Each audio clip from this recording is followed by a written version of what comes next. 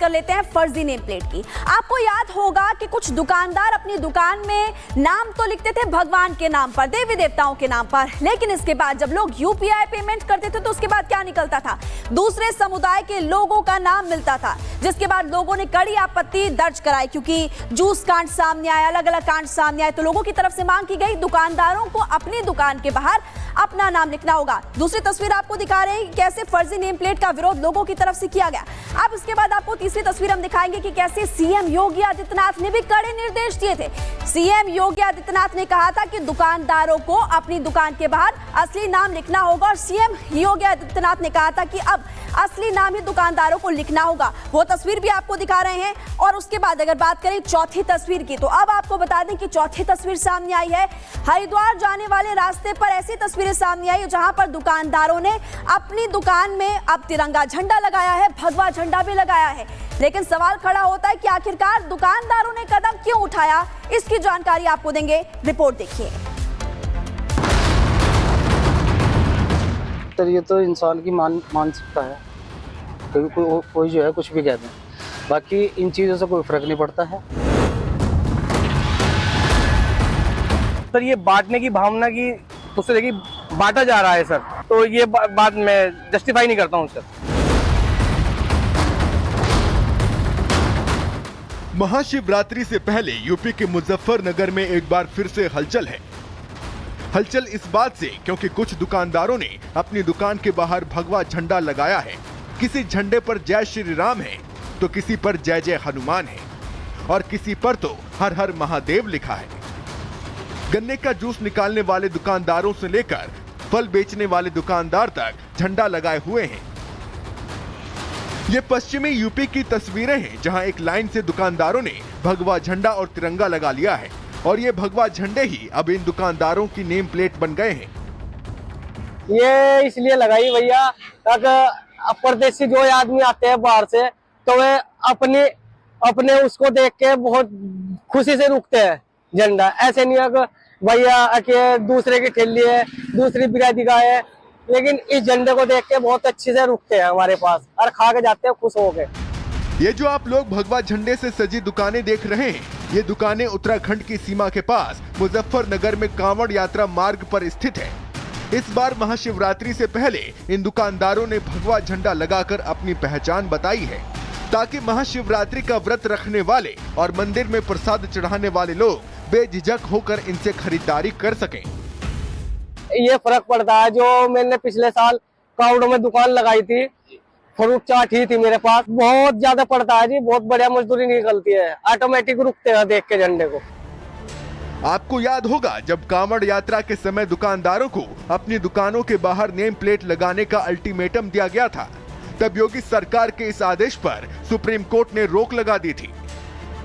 इस बार सरकार ने कोई आदेश तो नहीं दिया, लेकिन बताया जा रहा है कि विश्व हिंदू परिषद के नेताओं के साथ मिलकर इन दुकानदारों ने नेम प्लेट लगाने का नया तोड़ जरूर निकाल लिया है।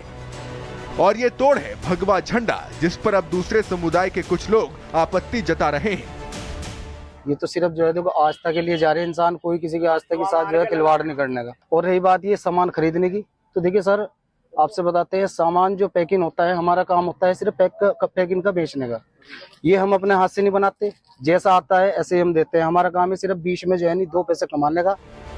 दुकानदार खुश हैं इस बात से भी कि भगवा झंडा लगाने का असर दिख रहा है, उनकी बिक्री बढ़ रही है। और हाईवे पर पहले लोग बिना खरीदी किए सीधे कार से फर्राटा भरते निकल जाते थे, लेकिन अब लोग भगवा झंडे देखकर इन दुकानदारों से खरीदी करने के लिए रुक रहे हैं, जिससे दुकानदारों को अच्छा फायदा भी हो रहा है। Bureau report, Republic Bharat.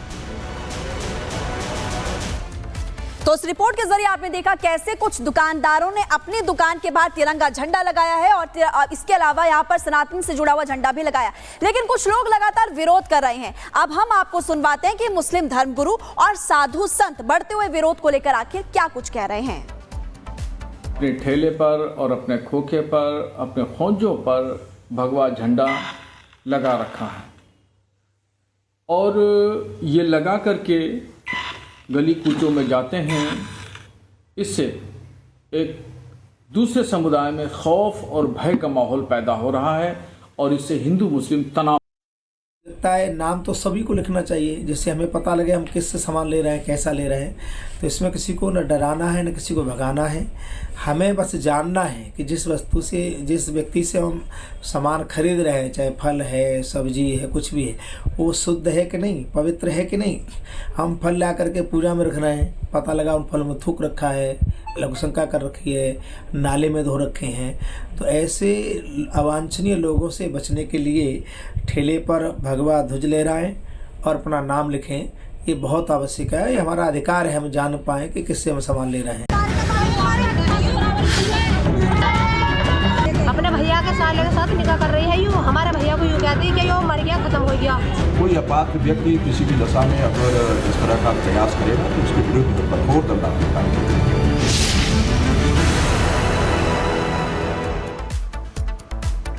और देखिए, अब बात करते हैं कि दो निकाह के फर्जी खेल आखिरकार क्या है, ये पूरा मामला क्या है आपको बता देते हैं। मामला उत्तर प्रदेश के अमरोहा में सीएम सामूहिक विवाह योजना से जुड़ा हुआ है। इस योजना के तहत 335 जोड़ों का विवाह कराया जा रहा था। सब कुछ अच्छा भी चल रहा था, लेकिन तभी जांच में एक जोड़ा फर्जी पाया गया। जी हां, फर्जीवाड़ा कर रहा था वो जोड़ा। पुलिस ने महिला को तो पकड़ा, लेकिन इसके साथ साथ आपको बता दें कि 145 जोड़े और भी इसमें भाग ले रहे थे।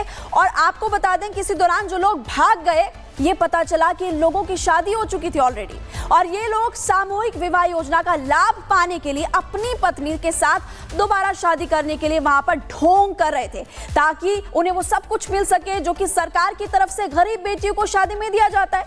जो महिला पकड़ी गई है, उसके बारे में ये पता चला है कि उसकी शादी, उसका निकाह तो साल 2022 में ही हो चुका था। अब पूरा मामला क्या है, पूरी खबर क्या है, इस रिपोर्ट को आप देख लीजिए।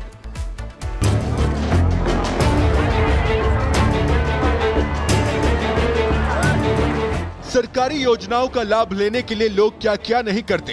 अगर इसकी जीती जागती मिसाल देखनी है तो अमरोहा में देखिए। अमरोहा के हसनपुर में स्थित श्रीमती सुखदेवी इंटर कॉलेज मैदान के अंदर रविवार को सामूहिक विवाह कराया जा रहा था। अलग अलग धर्मों और जातियों के 335 जोड़े शादी के बंधन में बंधने के लिए मंडप पर बैठे थे।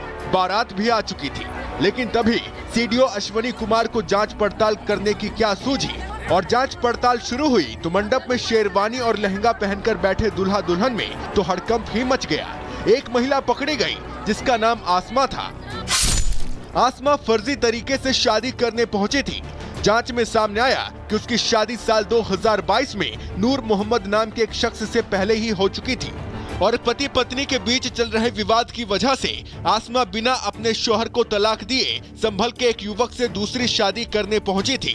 इस बात का भी खुलासा हुआ कि उसने दलाल के जरिए सामूहिक विवाह योजना के लिए रजिस्ट्रेशन कराया था और सरकारी लाभ प्राप्त करने की कोशिश कर रही थी, लेकिन आसमा पकड़ी गई। अभी अपने भाई के साथ, हमारे अपने भैया के साथ ही निकाह कर रही है, मतलब अपने भैया के साथ निकाह कर रही है। यूँ हमारे भैया को यूँ कहती है कि यो मर गया, खत्म हो गया। अच्छे खासे घर में होते साथे सब काम करके आसमा पकड़ी गई तो देखते ही देखते पूरा पंडाल ही खाली हो गया। कहां 335 जोड़े शादी के लिए सजे धजे बैठे थे, कहां उनमें से 145